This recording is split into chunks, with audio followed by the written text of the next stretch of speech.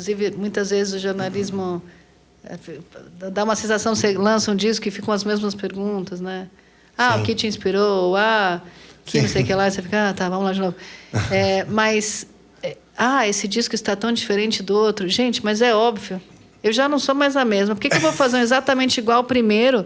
Eu estou em totalmente outra fase. Sim. Então, claro, existe uma coerência. Ou não, né? Também, se o artista não quiser ter coerência, cada hora fazer uma coisa. Mas você não tem como fazer você mesmo de volta, porque você não é, né? A gente está em constante movimento. Então, isso é uma coisa que eu sempre batia nessa tecla. Como é que eu vou fazer um disco igual ao primeiro?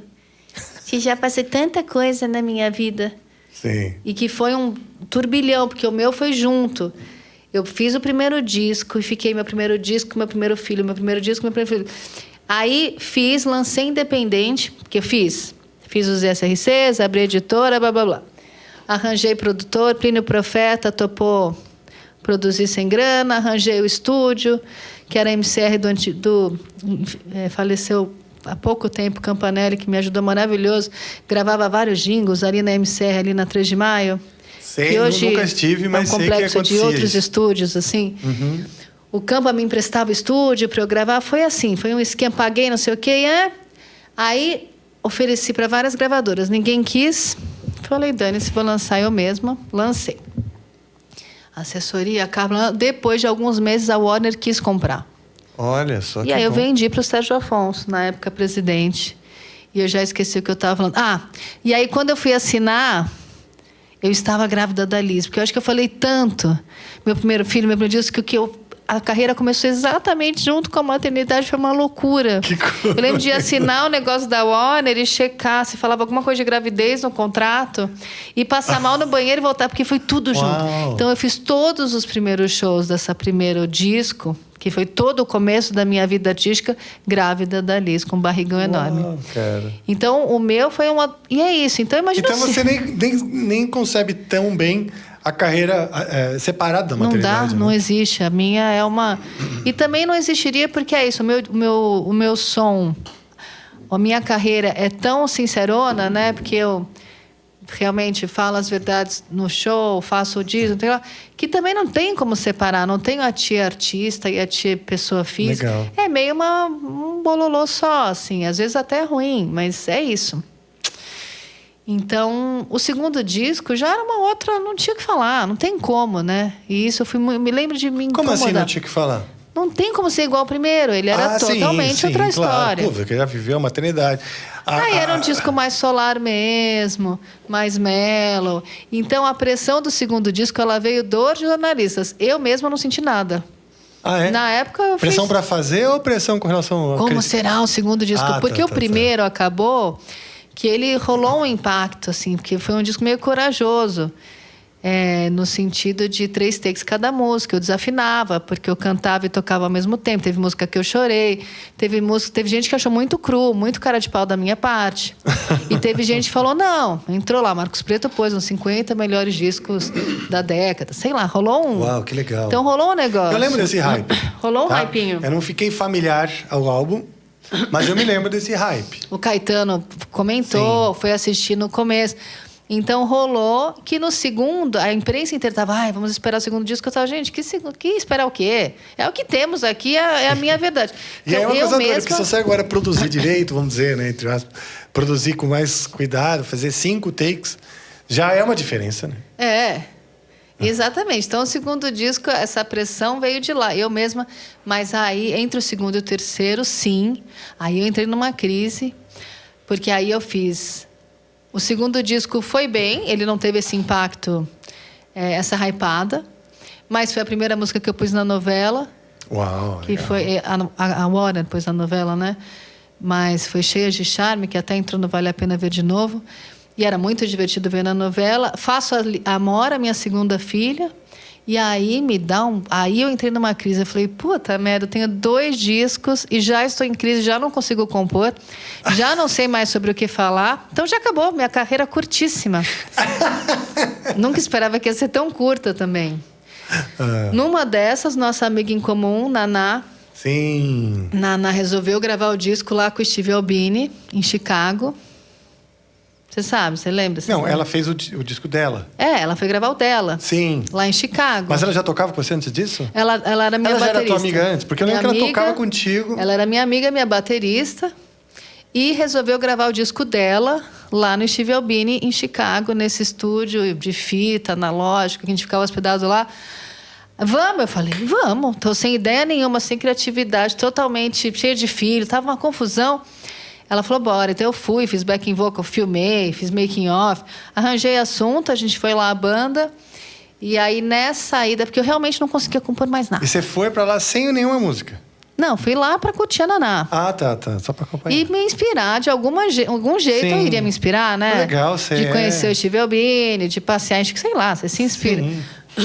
Sair da nossa própria bolha, né? Porque eu realmente tinha dado uma travada aí. E aí você foi grávida?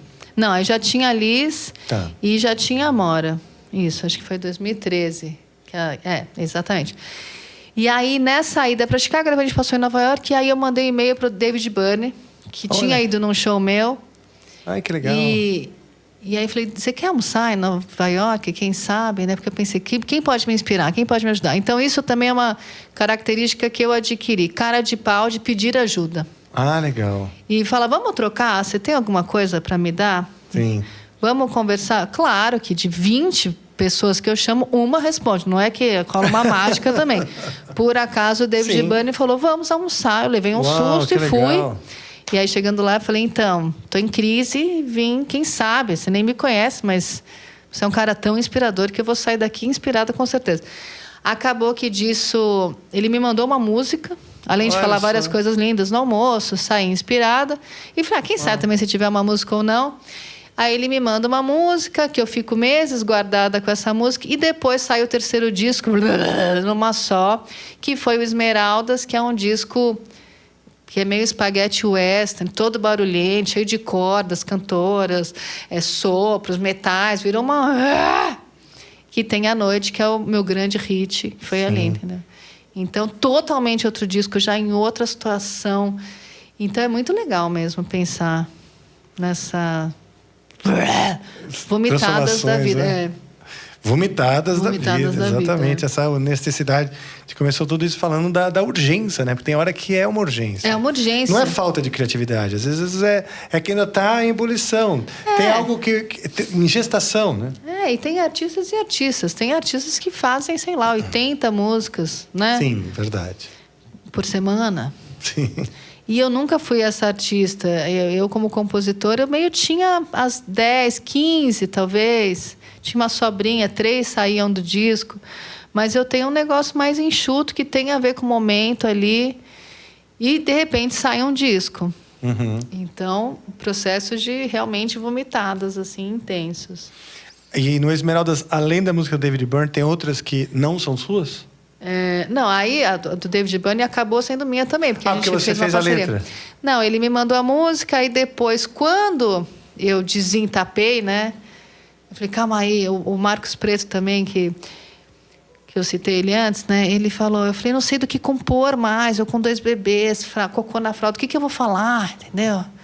Ele falou, sei lá, fala disso. E aí eu fiz uma música para minha máquina de lavar, por exemplo. Olha só. Que depois o Guilherme Arantes tocou lindamente. Uau, que legal. Que eu meio conto como é que eu lavo a roupa.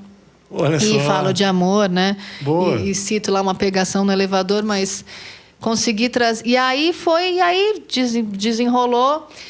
E aí, aí eu peguei a música do David Byrne, o André, que hoje é meu parceiro, pai da Rosa, meu namorado, na época a gente estava trabalhando juntos, ele falou, tem a cara do Tim Bernardes essa letra. Eu falei, tem mesmo.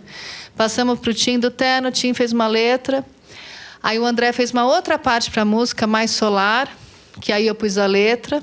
Tá. E fizemos uma composição com o David Byrne. Ele falou, 50% é meu, 50% vocês se viram aí, faz o que quiser, não precisa nem aprovar. Olha só. Aí, no fim das contas, ele não só aprovou, como ele cantou, né? Putz, que legal. Que eu mando para ele no fim do disco, falo, David, o disco tá pronto, é isso aqui, você quer gravar? E aí ele mandou lindamente a parte dele. Então, nesse disco tem essa que é minha com o David, com o Tim e com o André, e tem A Noite, né? Que é isso, que é uma música italiana, que eu não queria fazer, e eu sempre tenho essas lições também. Uma versão? É uma versão de uma música italiana. Tá, não sabia. que tem lá o compositor italiano chama Giuseppe Anastasi. Tá. E a gente fez a nossa letra, né? Quem recomendou? Quem foi o cara Sérgio, da gravadora. Olha só. E eu não queria fazer. Ele conhecia a música, gostava. Ele sabia que era uma música com muito chão na estrada na Itália. Muitos plays. Ainda nem tinha Spotify, né? O Spotify estava ali junto. Aliás, você começou numa época difícil. Época que, tipo, venda de CD caindo, MP3 Não, quando eu comecei ainda tinha baixado. Rádio, né? Tinha que tocar na rádio, rolava né? o rádio já. E aí, ainda, em seguida, virou pro Spotify. E tinha que tocar muito no Spotify, né? Tá. As Legal. coisas, Bom, então foi um bom momento, sim. Foi nessa... Foi na virada. É. Mas essa italiana foi isso. A gente fez a nossa letra para uma música italiana. Mas no começo você resistiu? Não queria fazer. Eu não entendi nada da música italiana. Não te tocou? Não só não me tocou, como eu não entendi a letra e eu não tinha muita experiência com versão também. Depois eu fiz várias, que eu me entendi. Tá. E eu adoro. E fiz algumas, inclusive, de encomenda para Globo, com alguns artistas internacionais assim, e super funcionou. Mas nessa época, quem me convenceu foi Adriano Sintra, ex-Cansei de Ser Sexy. Legal. Que produziu esse disco. Ele produziu junto com o Jesse Harris, que era o cara gringo que o Sérgio queria, que depois ficou muito nosso amigo, que era o produtor da Norah Jones, tinha esse negócio. Que legal. Então o Sérgio falou, quero o Jesse Harris. Eu falei, eu quero o Adriano Sintra, vamos somar os dois, deu super certo. Vocês fizeram aqui ou lá? Fizemos uma parte aqui e uma parte lá em Nova York. Mas o Adri que me convenceu a fazer a noite. Ele, vamos fazer essa música sim. Que bom. Porque se a gente fizer, o Sérgio vai ficar feliz pra caramba e ele vai amar todas as outras. Aí, foi isso, é um mesmo. bom argumento. E foi isso. Porque a gente fez 10 músicas autorais e o Sérgio encanou mesmo com essa. Rodou lâmpada, mandou mudar arranjo. É mesmo? Não tá bom assim, devolveu o clipe. Foi uma confusão, mas acertou também. Porque ele mexeu e aí virou realmente um hit que até hoje está tocando mais do que tocava 10 anos atrás. Ela faz 10 anos esse ano. Olha só. Agora, inclusive, setembro, outubro, que foi quando eu lancei o disco. E hoje, 10 anos depois, ela está tocando mais do que Ela realmente... Virou já acertaram, do cancioneiro popular. Eu entendo da minha música, né? Não quer... Eu não entendo do mercado. Não necessariamente a gente entende. Então, por isso que é bom a gente somar pensar nisso, com pessoas que entendem, né, das coisas. Sim, exato.